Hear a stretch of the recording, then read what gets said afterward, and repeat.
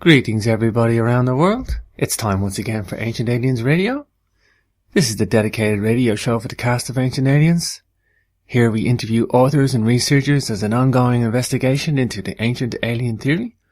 Don't forget to like us on Facebook or subscribe to the YouTube channel Ancient Aliens Radio. Today I'm joined by my esteemed friend Mr. Brien Foerster, who is a returning guest. Hi Brien, welcome. Well, hi James, it's a pleasure to be back with you. Wow, I can't believe how much time has passed since we last spoke, and you have another book out which we're going to talk about today, Nazca, which is a place I didn't get to see when I was in Peru, Brien, but it's a place I've long known about, and that's why I couldn't do it all. But you wrote a book, Nazca, Decoding the Riddle of the Lines, and this is one of the biggest mysteries for me, and I guess we're going to get into that. Before we get into some of the book, Brien, tell me about what's happened since I last seen you. You've got a couple of tours coming up with Graham Hancock, very, very soon. You also have a Megalithomania tour with my good friend Hugh Newman, who's been on the show before as well. You've just come back from Denmark as well. Yeah, that's right. We just returned actually last night from being at a conference in Denmark for about a week. Wow. My mum's from Denmark, by the way, so. Oh, okay. Yeah. I've been all over Denmark. There's strange mounds there, Brian. Did you get a chance to see anything ancient in the area, or was it all fun packing at the conference? No, actually, as the plane was landing, that's kind of standard. I like to look out the window from a good height and look at the landscape. And even though most of Denmark, or at least the parts that we saw, are either flat or rolling hills, there were definitely some circular mounds that were prominent and, clearly, I think, show some kind of ancient activity had been there. And I'm sure that's typical of Europe because the dates that we've been told in terms of the habitation and occupation of different places, I'm sure we can push back much farther in time. Sure, exactly, Brian. And I think Denmark's a very ancient land. Home to the Vikings, of course, who navigated half the world and to America. But even before the Vikings, I think the Danish appreciate their history. They really do. I guess that's why you were there, Brian, to talk about your work. They had a conference on. Tell us a little bit about the conference, Brian. Well, the conference was very intriguing. It was called the Open Mind Conference, and at first, I thought it was kind of odd that I would be invited to come and talk about ancient societies and ancient technology and things, but the conference was about many different subjects, including free energy, genetically modified foods, the Illuminati, etc. And it actually, my work did fit in because it was all basically about suppressed knowledge. And so the historical aspect fit in very well with some of these other topics, including the idea that there was, in fact, ancient technology, very advanced, 10, 12 or more thousand years ago. And so when people are looking at processes like free energy using water, for example, to power automobiles, etc., it's not as though those are new ideas. It's the rediscovering of ancient concepts. Fascinating conference, Brian. Fascinating. Very. I hadn't been aware of it. I would have probably went to it, Brian. I sometimes go over once every 6 weeks, so I've no family over there anyway. Not at the moment. My mum left pretty early, but I love Denmark. Absolutely beautiful place. And very, very good spirited people, Brian. And like you say, very open-minded. They get a little bit of a bad press as being very conservative, but I think they're very, very open-minded. They may be conservative in their, they have very open beliefs, and very open minds, as you say. I can see why the conference is called Open Minds. Yes, very much so. Why the book Nazca, The Riddle of the Lines? I guess it's another systematic approach that you've taken with Peru. You've tackled various topics on Peru at the moment, Brian. Why Nazca? Do you feel you're going to get any answers out of this book? Do you feel there's answers to be told? Is it not being told the proper way, do you think? Well, I think it's like with any book I've written. It's a question of my wishing to find a book actually on a certain topic and not being able to find that.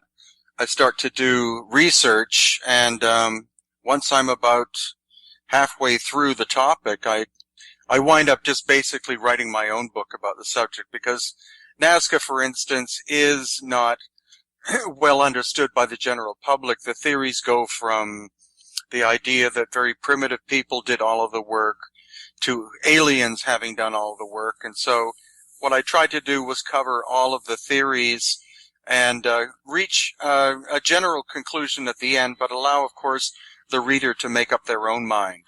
Yeah, yeah. I think that's the beautiful thing that you do, Brien. You do your own take on things. You have your own take on it. You bring your own logical mindset, this logical rationale, and go, look, if history's not telling the story, I'll tell you what I think of it, and I'll tell you why they're not telling the story. I'll tell you what I think of the history of the story so far, and I think you definitely put your own stamp on it, Brien. You bring your own, you carve your own niche, as they say, and you bring your own element to it. Yeah, that's true. Yeah. So, tell me about Nazca, for the people that don't know, Brien, where it's located, its geographics, and perhaps give us a little bit of the mystery of Nazca. Okay, well, the Nazca area is southeast of the capital city of Lima. It's about a 7-hour drive, and it's very desert. It's so desert-like that rarely does Nazca get an inch of rain per year. And so carved into the landscape, mainly in the area called the Nazca Plateau, which is almost as flat as a board, are these intriguing lines and geoglyphic animal and plant figures. And so they were only really discovered, I believe, in the late 1920s. And ever since then, there's been a lot of speculation as to what they represent and who made them. Sure, and they've been discovered because of aerial flight, Brien, yes? These geoglyphs are quite large. Yes, they are. Some of them are several hundred feet long. They were actually first discovered by a Peruvian archaeologist when he was investigating on top of one of the local hills. And then the most famous sort of rediscovery was when someone did fly over them and noticed how expansive the area is and how many of these lines and figures exist. Yeah, and you know, I think a lot of people probably are familiar with some of the Nazca lines from Google Earth now, and I welcome anybody. There's various videos out there on Google Earth and people that have looked at them. I think it's a great way to see them, Brien, Google Earth. Oh, very much so. And of course, Eric von Daniken was probably one of the people who brought the Nazca lines and figures to the general public's attention. Sure. A few decades ago. Yeah. Eric von Daniken's done a lot of press for Nazca, hasn't he? It's been a joy to see Nazca open up in this big mystery. I guess let's talk about some of the famous glyphs then, Brien. The monkey, is it a spider monkey? Is that what he's called? It is a monkey. I'm not sure exactly which species it is, but there, of course, is also the hummingbird, and also there's a giant spider, various other kinds of birds, and to ancient alien enthusiasts, the so-called astronaut, which is actually on the side of one of the hills, seemingly waving, is perhaps one of the most famous. Yeah, this guy, Brien. Let's talk about this guy. This guy looks like a giant humanoid, human figurine, several hundred feet, Brien, and he has one arm up in the air like he's waving to the gods, waving to the ones above us. Yeah, and he has two very large eyes. The thing is that it's quite a crude figure, so it's easy for people to speculate on who or what the astronaut was. But it's amazing, actually, especially to see it from the little planes that you fly over Nazca. Yeah, that's the best way to see them, obviously, Brien, by plane. And I think you can get tours there. Yeah, you've obviously done tours there before, Brien, on planes and stuff. Oh, you bet. It's a standard part of our coastal tour that we do south of Lima, where we go to Paracas and Nazca. You really do have to fly over the lines, and the planes are very modern and very safe, so it's not like you're taking your life in your hands.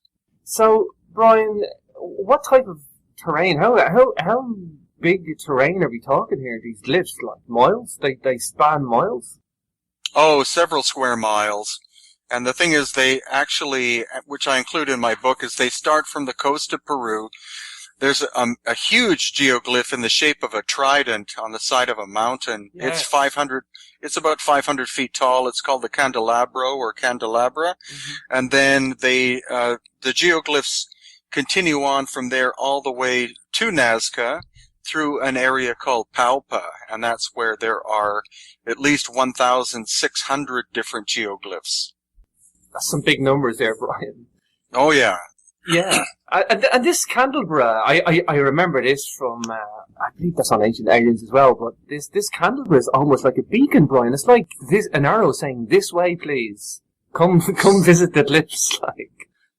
Well, there are many theories as to what it represents. The one fallacy is that people believe that it points actually to Nazca. It doesn't. It actually points directly south. And I think it was actually a navigational beacon because you can only see it from the ocean. And when you're on a boat out at sea, it's very obvious, because of its size. But, again, some people will have known about the candelabra. Many more people will have known about the Nazca lines and figures, but very few people know that there are, as I said, more than 1,000 of them in between the candelabra and Nazca itself. So Brian, we have a lot of geoglyphs. They're very, very large. They're covering a very large terrain. We're talking about a civilization here, people that built this down, Brian. Yeah, and actually what I tell about him, Sorry, culture at the very least, Brian, if not civilization. Yeah, from what I've been able to find out is that there were two cultures responsible, the Nazca being the famous one, which the area was named after, but prior to that, there was an older culture called the Paracas, and I think they were responsible for a good many of the geoglyphs and line and other figures. So, Brian, just tell us briefly then how they carved these lines into the landscape geographically and why they're still here today. Why don't they just blow away in the sand and the dirt?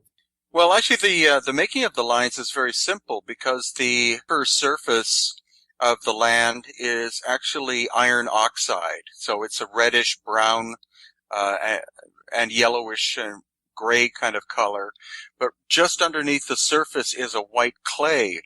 So actually on the TV series Ancient Aliens, I did make a short Nazca line just by scraping my foot across the ground. Yeah. They're only possibly 10 or 20 centimeters deep, and so they physically would not have been that difficult to create. And the reason why they're still there is because the area is so dry and therefore rain doesn't have a tendency to damage them, and wind isn't that strong on the surface. It can be higher up, but on the surface itself, it's not disturbed very much, and so that's the reason, or one of the reasons why they're still there.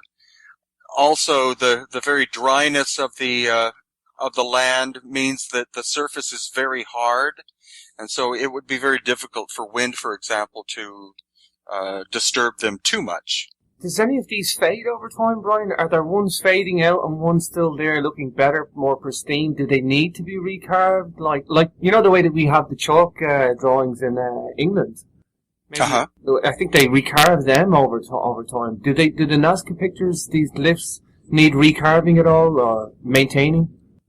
Well, it's thankful to one woman called Maria Reich, who was a German immigrant. She studied and protected the lines for more than 50 years, and so it was mainly her work with her assistants that they uncovered some of the detail of the lines. And thankfully, the Peruvian government has made the whole area off limits to any human or automobile or motorcycle traffic. And so for the last several decades, the Nazca lines have been protected from any kind of human disturbance. I love what you do, Brian, and you mentioned Maria in the book. You call her the guardian of the glyphs, and you bring out the heroes in the story, Brian, and you always give credence to these people, these forgotten heroes of history. And I would never have known about Maria had I not read your book, Nazca, the Riddle of the Lines. But this is what you do, Brian. You bring out these heroes in the story, and you give them the credence that they deserve.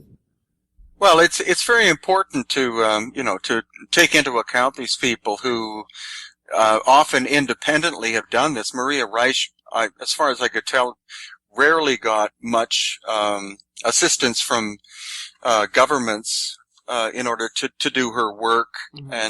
And she lived in obscurity for a long period of time. Now she's regarded as being an absolute, cultural icon. But it's typical of people who do very profound work early on, almost anywhere on the planet.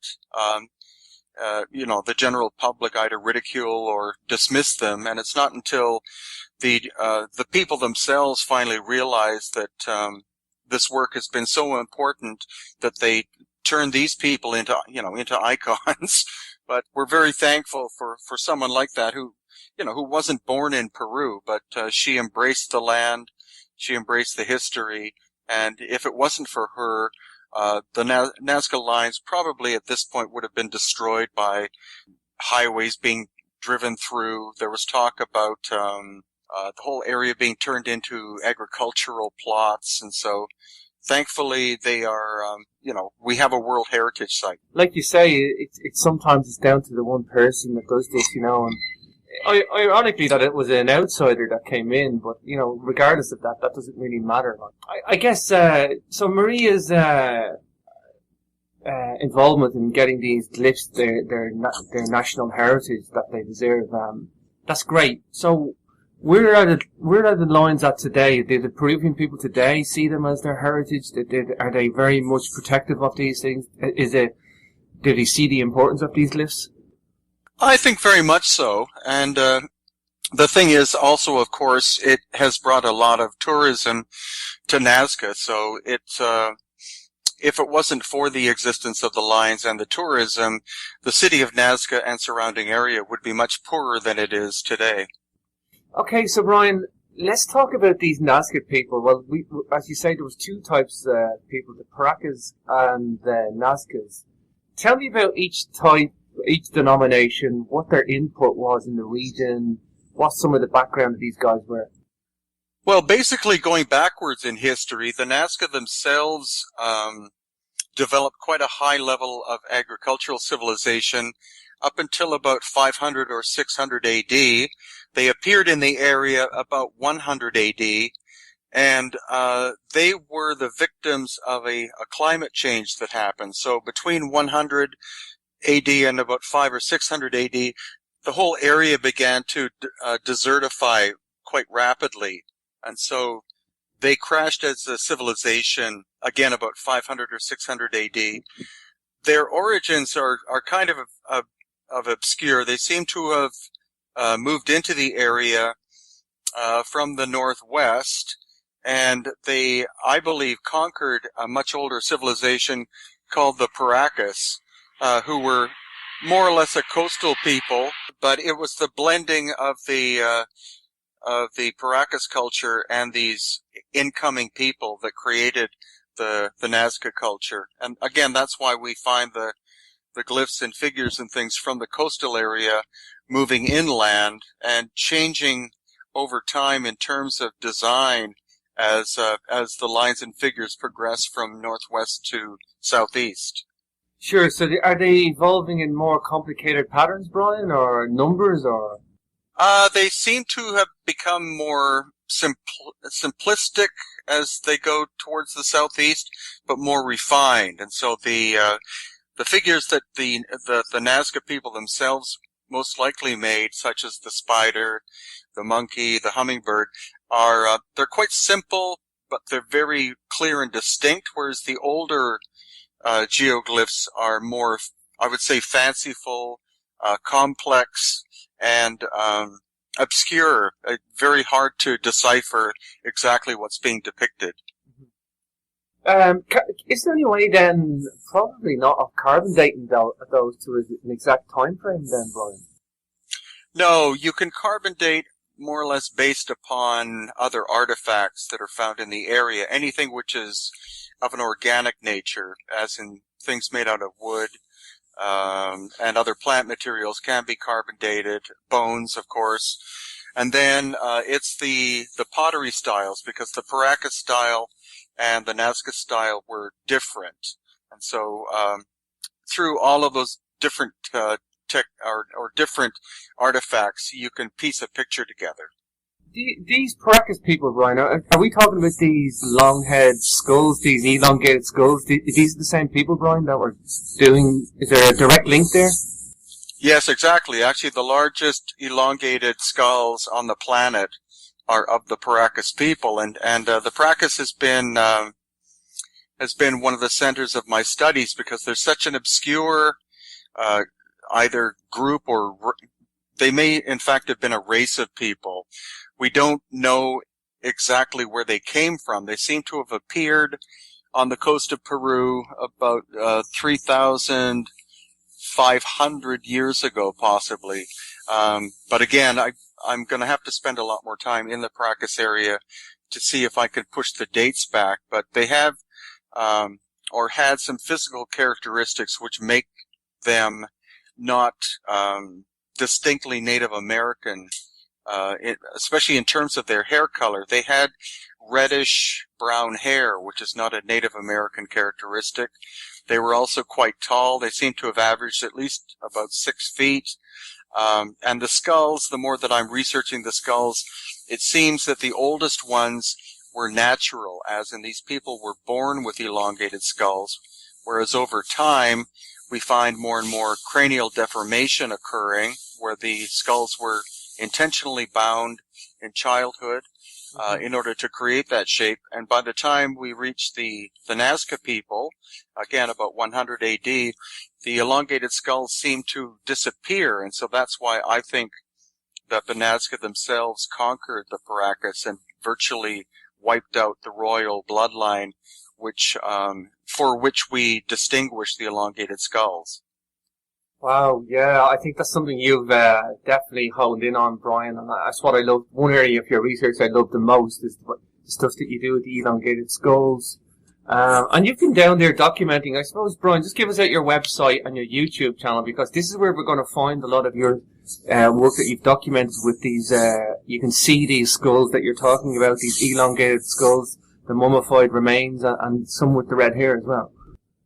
Yeah, my main website is hiddenincatours.com, and the best of my YouTube videos are on a separate website called hiddenincavideos.com.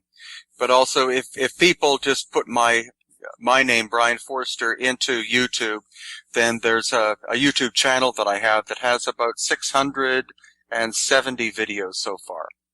Awesome stuff, Brian, and yeah, I mean, I don't think anybody's largely addressed this issue in Peru before, Brian, and global for that matter. But no, yeah, they haven't. That is what I find the strangest thing. I know. It's like, what were people thinking? Like, this is a big beacon, a big mystery, Brian. Well, it is, but the thing is that basically all academics have stated that the elongated skulls were the result of a cultural process of cranial deformation, and so they say that every single skull was bound for some obscure reason.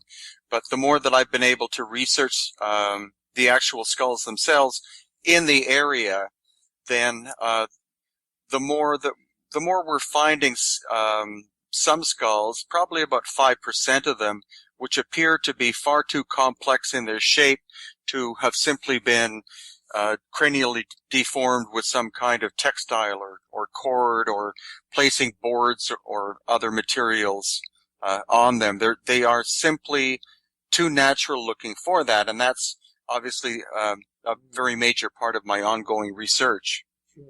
So this, yeah, and you're from a biology background, Brian, aren't you? This is the niche that you bring to the table, I guess. Yes, well, that's very true. And the thing is, I've studied evolutionary biology, and I've also brought a number of physicians and nurses and dentists, and also had people drop into our little museum in Paracas, the Paracas History Museum, to look at the specimens themselves. We take them out of the cases and let people look at them, and so far has been no medical professional that's been able to figure out why these skulls have the characteristics that they do.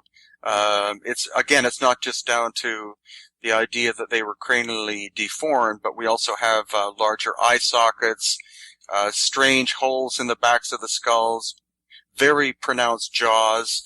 Kind of the sadness, I guess, is that some physicians have taken a fair amount of interest in what they see because they can't explain it based on disease or anything else, but none have really followed up afterwards to assist me in my work. Brien, we've got basically two types of skulls then. We've got ones that are originals, if you want to call it that, this naturally elongated cranium, and then you have these artificial ones. Were they mimicking the original people, obviously? Well, exactly. That's the main theory, which makes a lot of sense, is that what you probably had was a relatively small population of people who looked the way they did with the elongated skulls, and through time they would have mixed with the majority who would have been normal humans, and so the elongated skull characteristic would gradually start to fade. And so I think that's why the cranial deformation began, because since these people were the elite, the royal bloodline, it would have been a characteristic or something that the succeeding generations would have at least tried to mimic, because they, of course, would have wanted the supposed high intelligence and knowledge and wisdom of these ancient people to continue to be part of the culture. Sure. So, Brien, we're talking a culture here, a different race. It's clearly people that are building. They look different. They're got these cranial heads. They got long red hair. They, in all intensive, they use mummification as well in parts as practice as well. And they're building these strange geoglyphs, Brien. This is like screaming out to be a major anomaly, like. Well, it is, and the thing is, the more I explore in other parts of Peru, like in the area of Cusco and south and north of there, as well as into Bolivia, where we find very intriguing places such as Tiwanaku, wherever we find megalithic buildings, as in buildings made with very large stones, which are incredibly tight-fitting and engineered, then we also find the presence of these ancient elongated skulled people as well, usually mislabeled as being part of the more recent culture. But since almost no carbon-14 or DNA testing has ever been done, suppositions like that by archaeologists that that these elongated skulls fit in with more contemporary cultures, I think, is wrong. Yeah, that's a big no-no for me as well, Brien. I guess then, Brien, let's talk about some of these geoglyphs. What's the purpose, Brien? Are we talking a spiritual? Are they mapping out star constellations like some people have theorized, or what's the major theories of what these things are? I guess. Well, the major theory, which was Maria Reich's theory, was that the ground was a copy of the sky, and so it was her belief that the animal figures especially represented constellations, but they've done computer programming models, and there is not a significant relationship. There are some relationships, but the trouble is that... And we're back with your host, James Swagger, on Capricorn Radio. We just lost Brien on the connection, but we're back again. Brien, you were talking about Maria and her theories on what these glyphs may have actually been. Yeah, it was her theory that, that they were astronomical in nature, that the animal figures represented constellations, but computer modeling after her death has not shown a significant relationship between the Earth and the sky. So the thing is that Nazca is far more complicated than you can possibly cover with one specific theory, and that's why I wrote my book, due to the fact that they were made over a relatively long time, by at least two different cultures, there would have been different reasons for the different lines and figures, especially if we look at it from a geographical perspective, traveling from northwest to southeast. Yeah, I kind of always liked the astronomy theory, Brian, but only in terms of, it's fanciful. But like, I mean, if there's nothing solid there to back that up, then I have to say, well, maybe it's something else. Like, if it's not maybe astronomy, and I guess you can see why people would probably think it's an astronomy-based, geoglyph system. But I mean, if there's so many of them and they're not maybe mimicking constellations. Are we looking at a spiritual function then, Brian? Well, actually, to put it really simply, what we're looking at is the fact that some of the geoglyphs and some of the lines are pointing to, for example, sunrise and sunset, possibly phases of the moon, but also taking into account the landscape and the fact that it's so dry. I think that many of the lines themselves represent underground water systems, because even today there is almost no water in Nazca itself in terms of rainfall, as we've discussed, but it's quite a major agricultural pocket in the middle of absolute bleak desert. So the water that feeds Nazca comes from the Andes and goes underground all the way to the ocean. And so I think the ancient people were in fact mapping underground river systems which they would access as the land was becoming increasingly dry. So those are a few of the reasons. The area around Palpa, which is in between the Pacific coast and Nazca itself, you find very, very strange looking human beings with antenna on their heads, and also, the Palpa area is quite weird.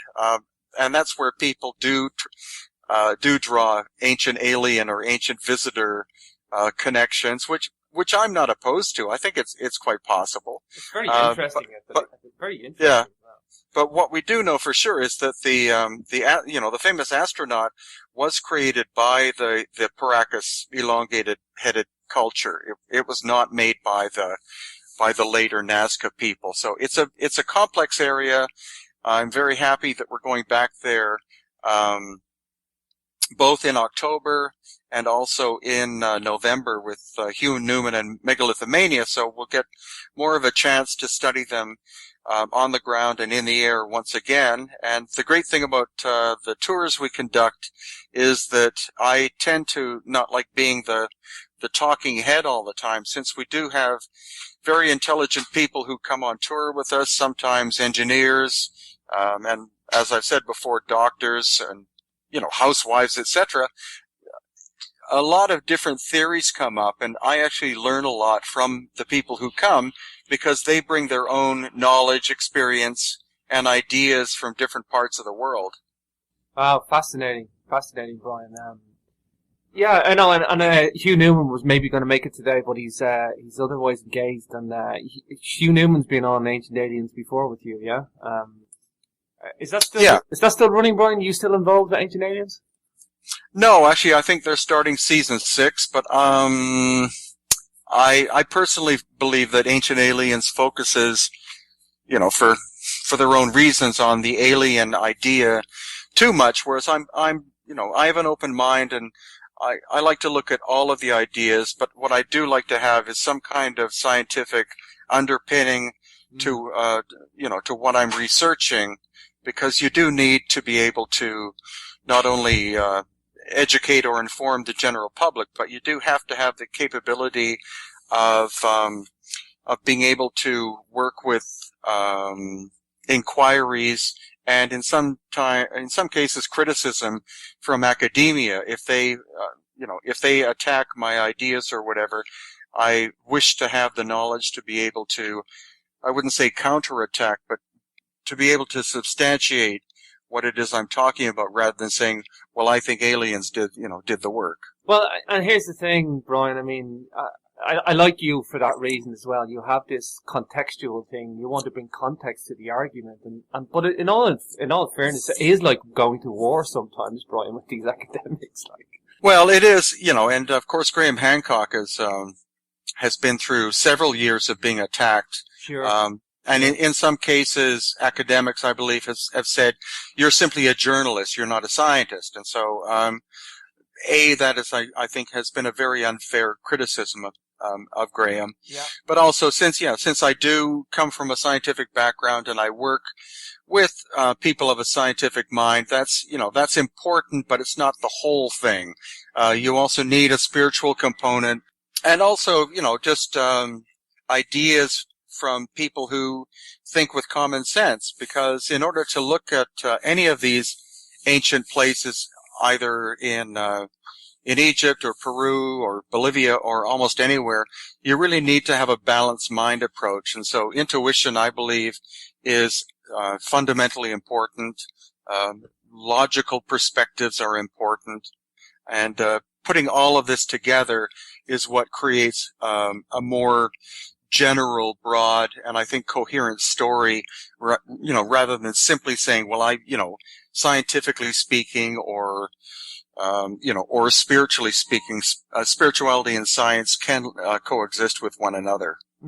Sure, and I'm glad you brought up Graham's journalistic background, because I think I've had Graham on the show after quite recently in the summer for his new book, and he has wrote a book, War God, about, it's like a fictionalized, in part, history story of the Spanish conquest of Mexico. But like Graham says, he went to war with these academics for a long time, and then grinding him down, and he finds joy in writing fiction because they don't come at him anymore, but he's also got his foot in both worlds still. But I think Graham's got something very different, though, to bring to the table, a journalistic type skill set to bring. I think that's what we need, because what do journalists do, Brien? They bring the scoop. They bring in the scoop to the table, and that's what we have.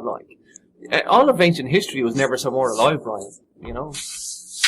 Well, that's a very good point. And the thing is that it's not the domain simply of academics to look at any of this. I mean, you're talking about the history of humanity, so all humans should be allowed to to look at any of these topics and be heard. And I'm very thankful for Graham, as you said, to approach this from a journalist's viewpoint and experience, because I believe that's what got him started was when he was living in Africa, and he had heard stories about the Ark of the Covenant, and so he decided to explore, that story, which he did very well in one book.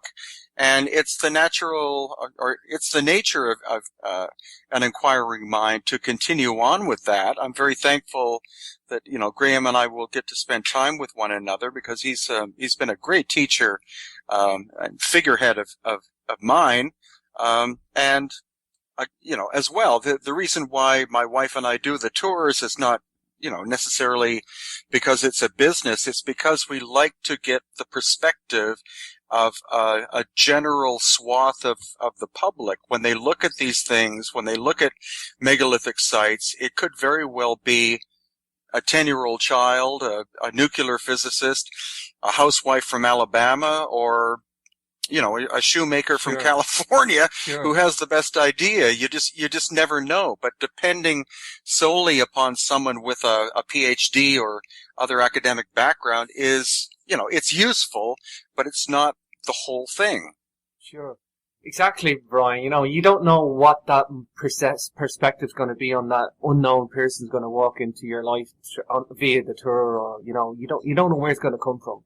And it's not right to think it's always going to be the scientist, or it's always going to be the engineer, or these, or the anthropologist or the archaeologist. There's a lot of people interested in ancient history now, Brien. I've never seen history so more alive. I grew up and I was pretty much into history all my life. When I was 14, I was a geek, Brien. I liked history and nobody else did. It was I was shunned for it, but nowadays, it's such a beautiful, wonderfully researched topic, and there's people coming at this small walks of life now, Brien. Oh yeah, definitely. And I think it's important because we seem to be entering a time where people want more personal sovereignty. They're questioning the financial institutions. They're questioning the governments.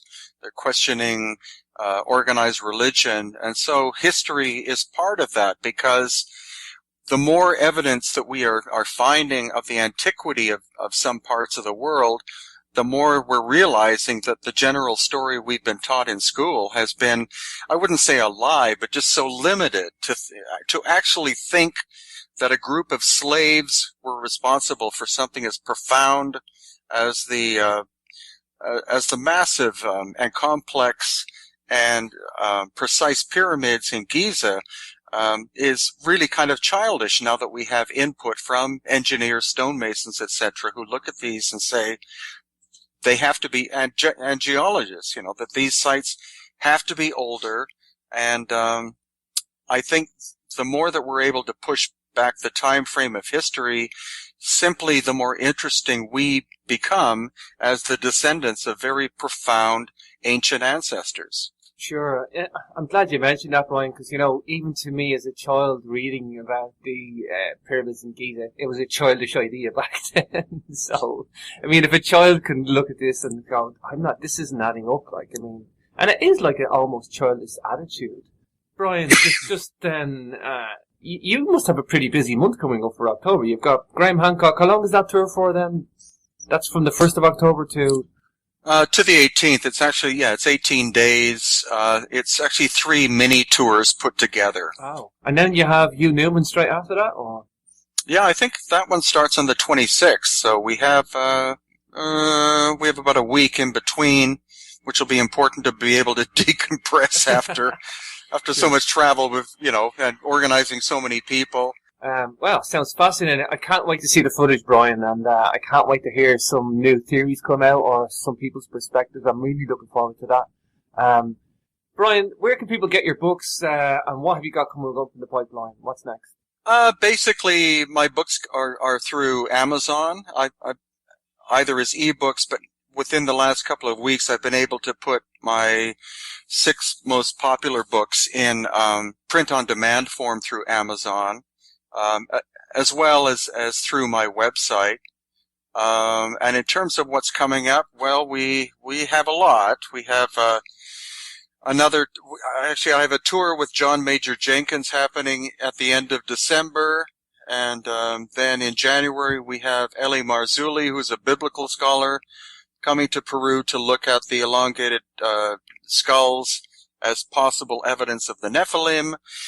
And then after that, we have a documentary that we'll be working on with Elie Marzulli for a couple of weeks. And then after that, we're returning to Egypt in late March with Gary Evans and Stephen Mailer, as well as the possibility of a trip to South Africa to go to a conference, and then possibly a tour of Turkey with Hugh Newman and Andrew Collins. And then beyond that, the list continues. Wow, Brian, it's such a busy time for you, man. It's good to see, Brian. It's good to see, and it's good to see such enthusiasm into ancient history. I suppose there's one point I didn't mention on the book, Brian, the Nazca, the Riddle of the Lines, was that the long straight lines. I talked more about the geoglyphs, but just before we go, we're near coming up to the top of the hour, Brian. That was a quick hour, but I guess these long straight lines, Brian, is there a theory for them? Is there any solid theory, or they actually sometimes run through the actual geoglyphs, don't they? Yeah, they do. That's a very important point. The thing is that, again, because Nazca is so flat, the making of a straight line is not that complicated. It simply could have been surveyors with a series of sticks being put in the ground, the way that a fence is made. You start with one stick, then you go behind it with the next one, so you create a straight line, and then you put a third beyond that so that you have 3 in a row, and you just continue that process.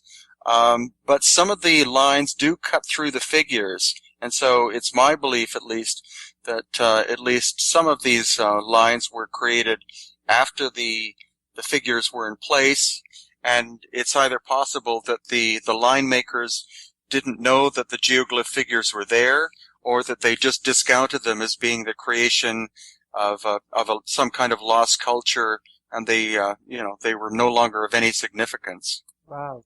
Is there any theory what the lines are? Are they linking up to geoglyphs, or is it not as simple as that? Or No, none of the lines themselves seem to relate to the geoglyphs.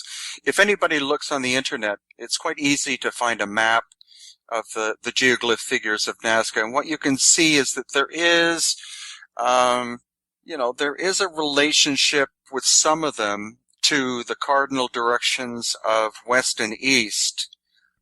And in terms of some of the lines, some lines travel in the same direction, but the lines themselves are so complicated and seemingly random that that's why it's been difficult for anyone to come up with one cohesive theory. However, I think, again, because quite a few of them are basically surface maps of underground water, that the and water travels underground, based upon the path that it can take, depending upon the composition of the soil and the source of the water.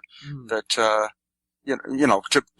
put the to put it simply, the Nazca area is very complicated, and the process of producing the lines and figures took one could believe at least 1,000 years. Yeah, and I think we could be looking for, certainly for the straight lines, Brian, some sort of geographic reason for it, like, and not so mysterious. The geoglyphs, the figurines that we see, definitely could be something for that, maybe. But I mean, the straight lines, yeah, it could be just as simply a processional route from water well to water well, or mapping out waterways. I quite like that theory, Brian. Yeah, it could be, and the thing is that, there, as some people, and especially Eric von Daniken pointed out, there are these trapezoid shapes that, appear to look like landing strips, but any sophisticated extraterrestrial culture, if they're able to either travel through our galaxy or intergalactic, they would have no reason to have runways. Yeah. So I think that's the silliest of the theories. There are also other theories that the Nazca people had in fact invented hot air balloons, which is unlikely but possible. But that's why any of these subjects, whether it be this or the strange megaliths we find around Cusco or Egypt or etc., it's a process of ongoing research that requires that we pool together as much information as possible. And also, the wonderful thing about tours is that we have such a diverse selection or group of people that come on them, that each one of our tours is a research project. It's not simply, like a holiday tour, even though they are entertaining and fun. We always get a lot more out of the tours than we ever think possible. Sure. And that's it. It's research rolled into a tour, yeah. And I've heard that before, spoken about the tours. Brian Gary was telling me, and I guess then I think the thing just to wrap it up, then, Brian. Just before you go, tell us about the John Major Jenkins tour. Then, what's happening with that? Yeah, that's at the end of December. I've been invited for 2 days to be the guide in and around Cusco and also the Sacred Valley. So I'm very much looking forward to that. And not exactly sure what else is entailed with it. It's just I've been a fan of John Major Jenkins for quite a long time, and so it'll be an excellent opportunity me too. to meet. Yeah, me too, well, Brian. I haven't heard much from him in late these days, so. Yeah, exactly. Yeah, so. Well, that's fascinating, Brian. We've got to get you back on for an update later on in the year, Brian, but it's been such a pleasure having you back on the show again. It really has. And again, Brian, I love what you do. Keep documenting the work, Brian. It's fascinating. Thank you very much, James. It's always a pleasure to talk with you. Yeah, for sure. And I might see you on the Egypt tour with Gary Evans. I'm talking to Gary about going to Egypt a couple of times now, but our good friend Gary Evans I might just be on that Egypt tour with you. I've got unfinished business in Egypt. I got to see Egypt again. It's a fascinating place. So, worst case scenario, we'll probably see each other in March then, Brian. Well, that'll be great, because what amazes me is that the group we go with, especially the knowledge of Yusuf Awiyan and his family, is unique. They know the ancient history of pre-Pharaonic Egypt probably like no one else on earth. And so I'm going every single April for the rest of my life. Beautiful, Brian. I'm glad to hear that. Yeah, I hope to get Patricia on the show. Patricia Owan's on the show coming on soon, all being well. But again, Brian, it's been a pleasure having you. Thank you for coming on Capricorn Radio. And if you haven't, check out BrienFoerster.com or Hidden Incateurs, and you can check out Brian's work there and follow the links for his YouTube channel. Thanks again, Brian. My pleasure, James. Thank you. Take care, brother.